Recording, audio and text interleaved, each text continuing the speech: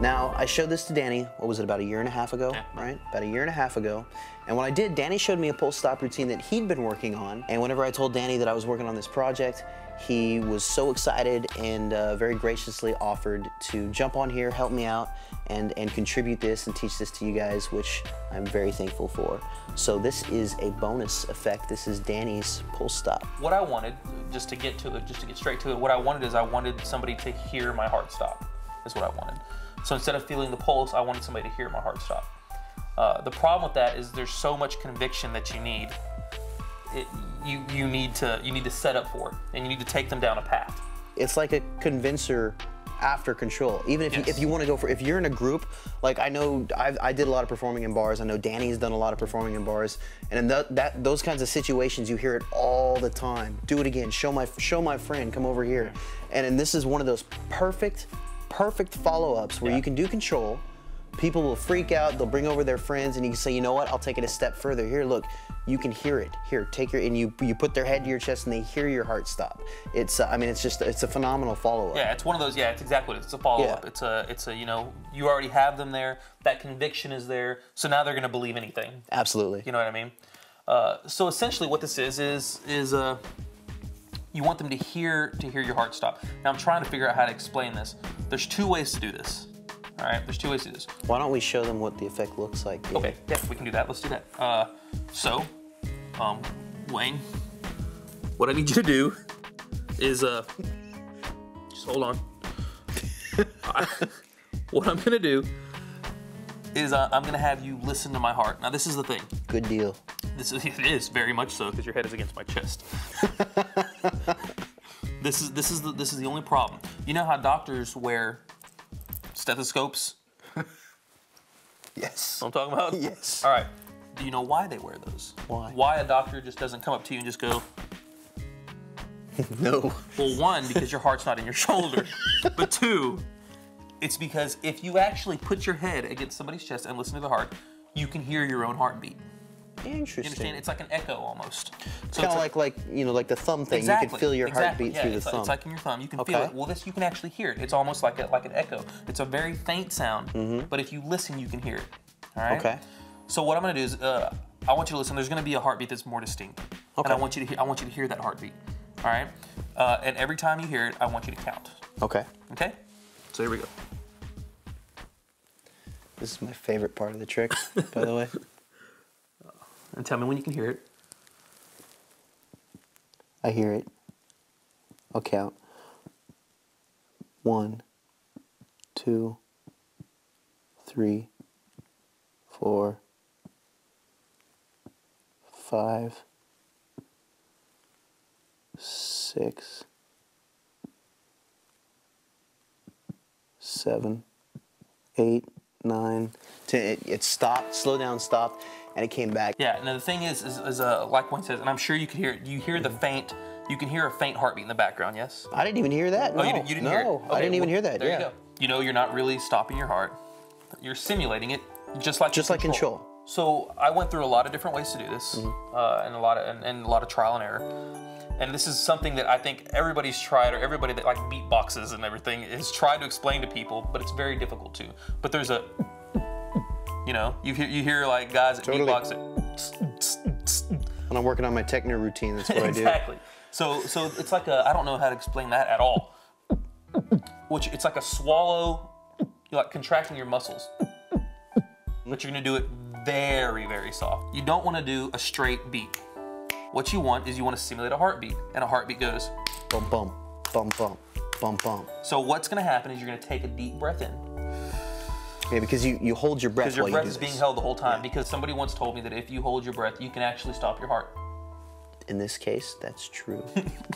So you're gonna take a deep breath in, and you're gonna do the small coughs in a heartbeat pattern.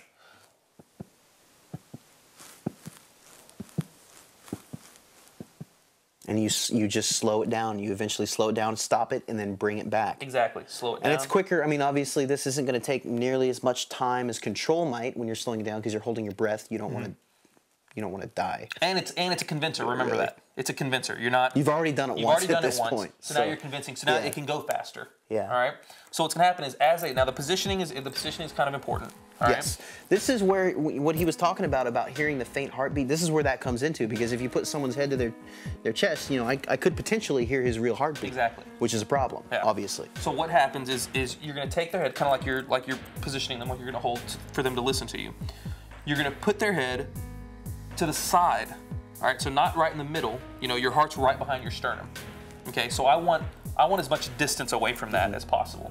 So I put them where people assume the heart is. To the side, You know, everybody assumes that the heart's here. The other thing too, I noticed when he did it for me, and it was great, because you're so close, you can hear it. He didn't need to press me really hard against the chest. Yeah, that's a major point. Yeah. You don't want them against you.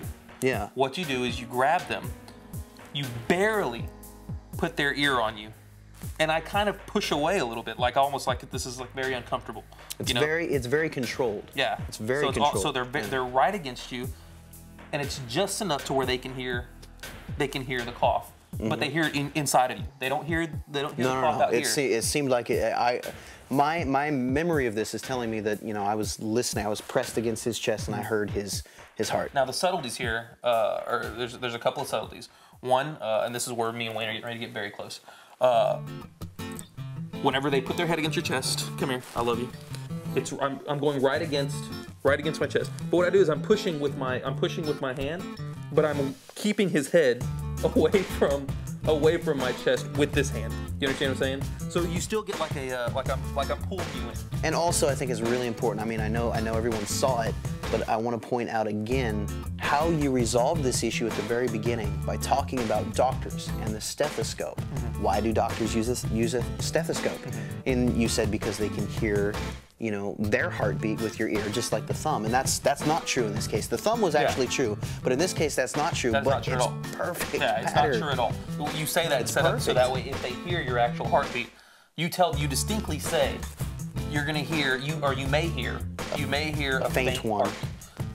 Find the one that's significantly louder. You know, you're gonna hear one because obviously the cough that stands out. If if they are pressed too close or they're too close to the heart, they may barely hear the heart in the background. And when he did it for me, I didn't. The only thing I heard was his cough, and it sounded exactly like his heartbeat. But again, take a look at how Danny did that for me. He takes care of all of that through what he says at the very beginning. Plus, it's interesting, and again, it goes right along with control and, you know, talking about hearing the heartbeat and the thumb. It's all justified. Everything weaves together perfectly. Yeah, it really does. It really does. I think they both complement each other very, very well. So, you know, without getting too much into it, because it is just kind of a bonus, and it's very difficult to explain. Absolutely. I hope you guys, you know, got some kind of gist of how to do this, because it really is. I think it goes along great with control. Using control and Danny's heart stop, you've got the tools at your fingertips to literally convince a crowd of people that you have the ability to slow down and stop your heart. Yeah, I literally just did this, I'm guessing maybe 2.5, 3 weeks ago at a bar. And I did it for a girl's boyfriend. I did control, and he flipped out, and so of course he gets his girlfriend, and he goes, you know, this guy can stop his pulse. His girlfriend, now this is a good story, his girlfriend was a nurse. Interesting. So I couldn't do control, so I said, oh, you know, hold on, here, listen, I need you to listen to this.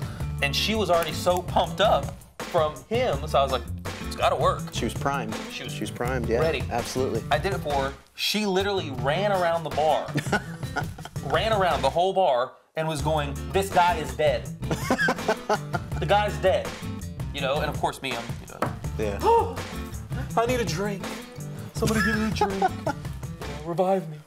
That's awesome. But yeah, it just shows how powerful. Absolutely. How powerful these go together. That's it, Danny. Thank you. Oh, thanks for having me, man. And I will catch you guys later.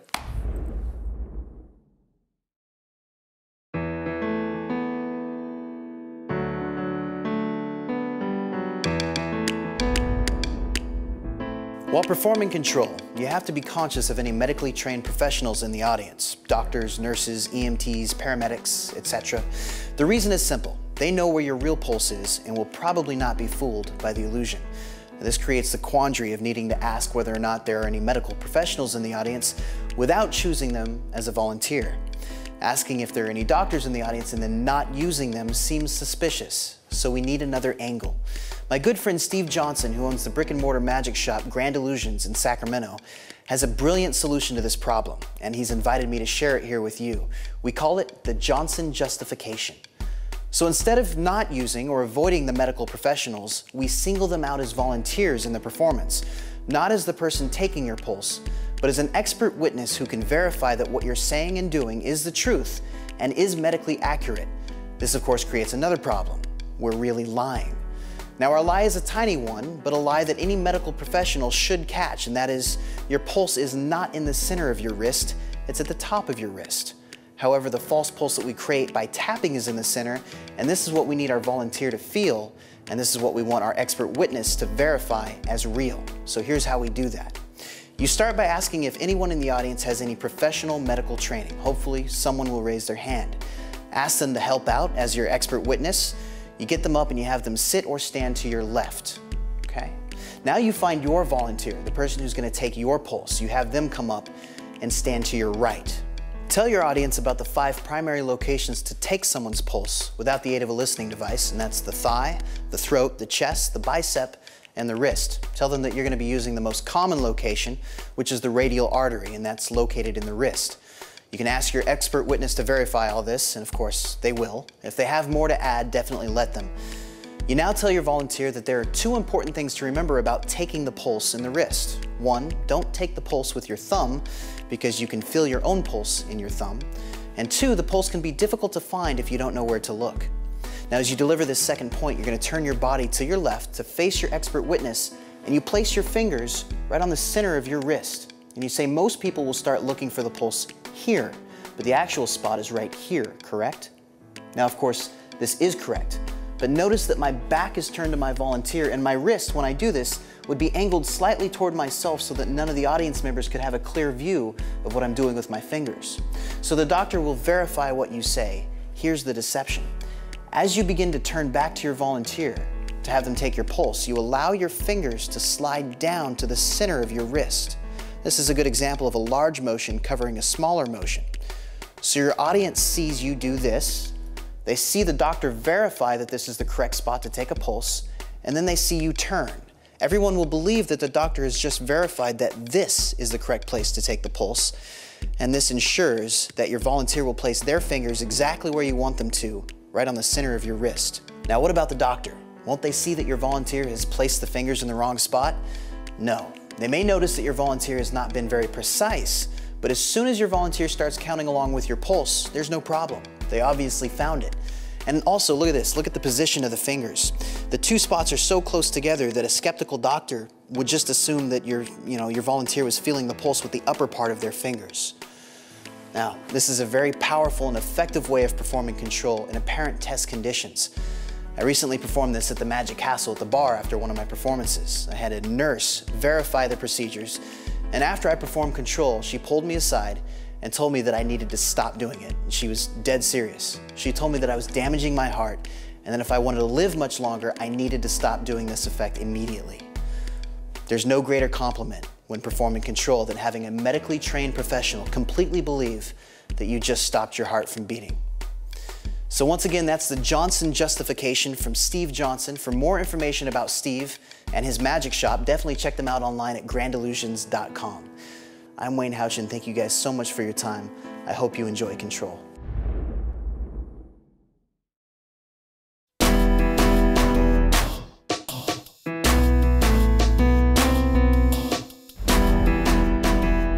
Now, the secret to control is deceptively simple. However, performing control is deceptively difficult. It's harder than you might think to successfully simulate your pulse, which is why I've put together this list of control practice tips. So number 1, decide which wrist you're going to simulate your pulse on, left or right. This will determine how you stage the effect. Now, throughout this DVD, I've been simulating my pulse on my right wrist, So if you plan on using your left, you're gonna need to switch things. You'll have to have your volunteer stand or sit on your left. Next, start by finding your real pulse. This is key. It's important for you to understand where it's located, which is right here at the top of your wrist, not in the center. Knowing what your real pulse feels like will help you to create a more realistic imitation of your pulse. Next, find the most effective way to simulate your pulse. Once you know what your real pulse feels like, you can begin to experiment. Moving your fingers are going to move these tendons. Now, as I've been doing this DVD, I've been twitching my middle finger, but for you, you may find that twitching one of your other fingers creates a more realistic simulation of your pulse. So find out what's gonna work best for you. Next, begin practicing the move. Try to simulate what your real pulse feels like.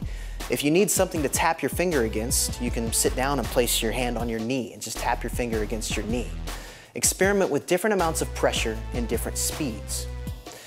Next, practice with a friend. After you're happy with how your simulated pulse feels, you need to practice with someone that you can trust. You have to be able to take their fingers and place them on your wrist exactly where your fake pulse feels most convincing. Also check your angles and get feedback. Does it feel like a real pulse to them? If not, find out why. And finally, practice your presentation. What are you going to say? Where are you going to have your volunteers stand?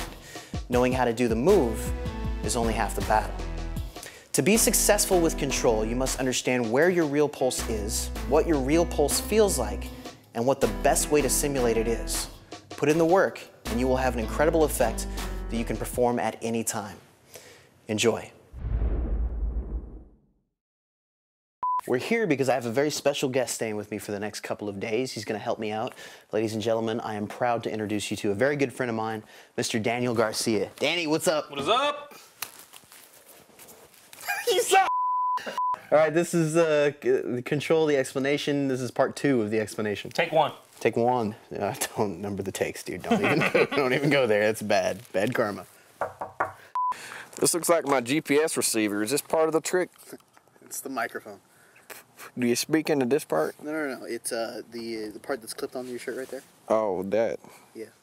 Talk right into that. You do a test. Yeah, let's test that. Let's you can test that mother. You can look at me. That's fine. Yeah, All it'll right. pick it up. It's a really good mic. Okay. All right. I'm kind of cold. Are you? Yeah. Could we do this some other time? You know, I put Wayne in a ninja program. He did. Damn it! I was trying to be so serious. All right, I want to show you guys right now. The B camera angle, check this out, is behind the wonderful candy cane staircase. That I did. That Fran did, my beautiful wife. It's like a candy cane, and it's even sparkly, which... You can even lick it and it tastes good. Okay, that's just disturbing. Hello, I'm Wayne Halchin, and welcome to A&E Biography. Today's topic, Circa Trova. What does it really mean? It actually derives from the Latin word circa and trova. I want to thank Bill Goodwin for the phenomenal work he did regarding the history and the credits, and also a special thank you to Max Maven, who provided some of the early history references for the pulse stop control effect. Circa meaning to circumcise, and trova being a type of small rodent, to circumcise a small rodent. It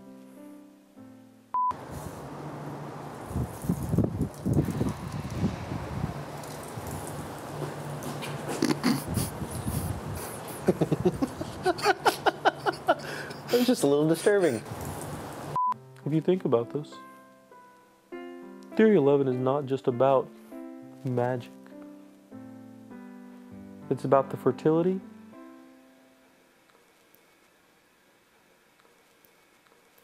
so I don't know. I think it's a genius effect, to be honest with you. I think it's pure genius. What's up, dude? He put a lot of heart into it. So that's all that matters, is that his soul went into this effect.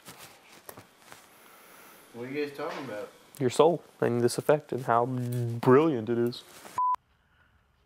Now, Randall, look at the camera. Smile. Do you have a better smile than that? That's worse, Randall.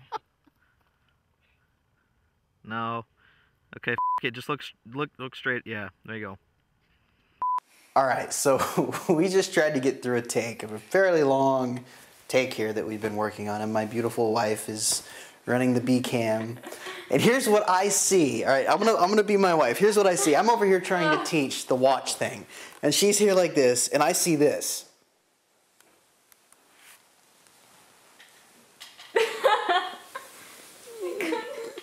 I see her do this, and she's stuck in this position for like 5 minutes while I'm teaching.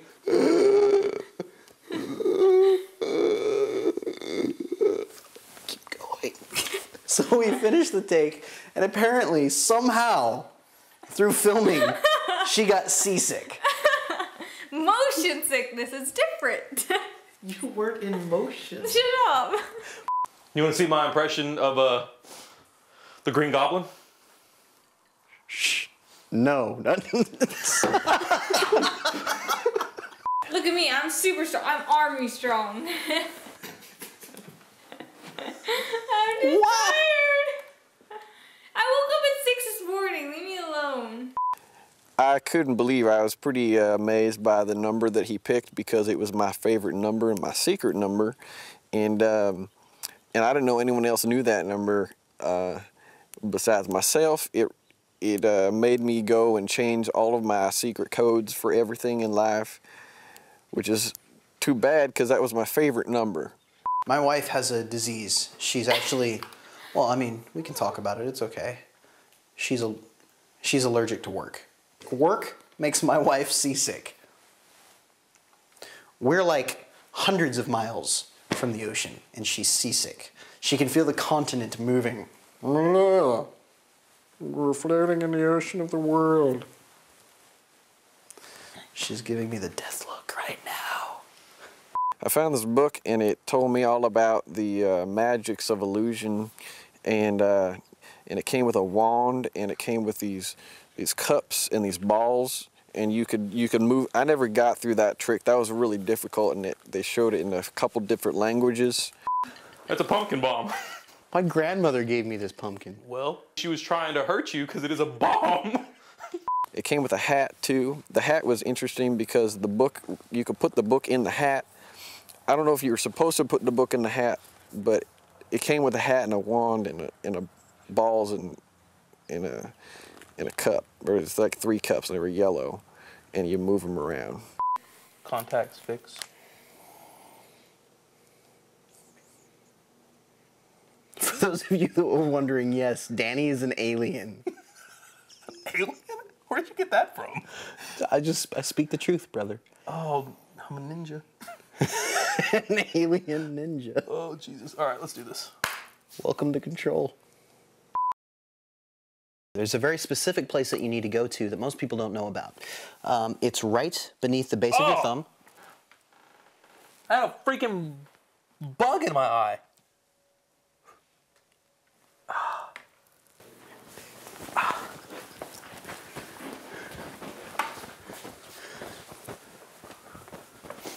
I had a fucking bug fly in my eye.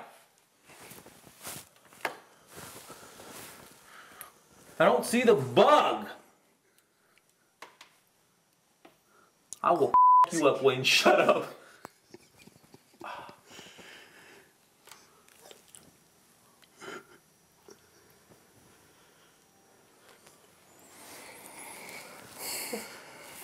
It hurts. Stop it. Let me just explain what happened.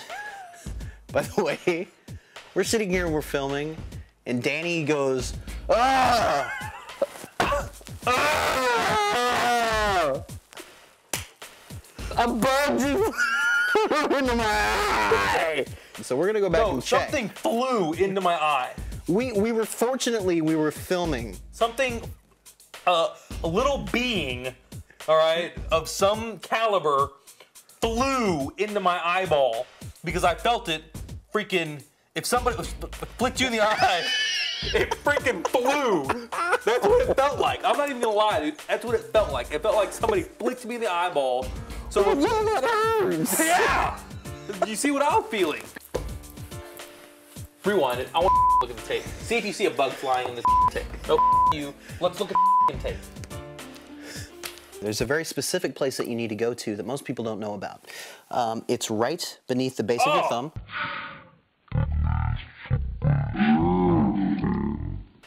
I would just like to point out that there was no bug flying into his eye. Something flew into my eye. Something came and flew with wings of death and into my eye. And it was invisible.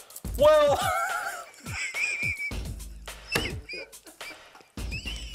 so it hurt. It really did hurt. It flew into my eye and it came from the light area.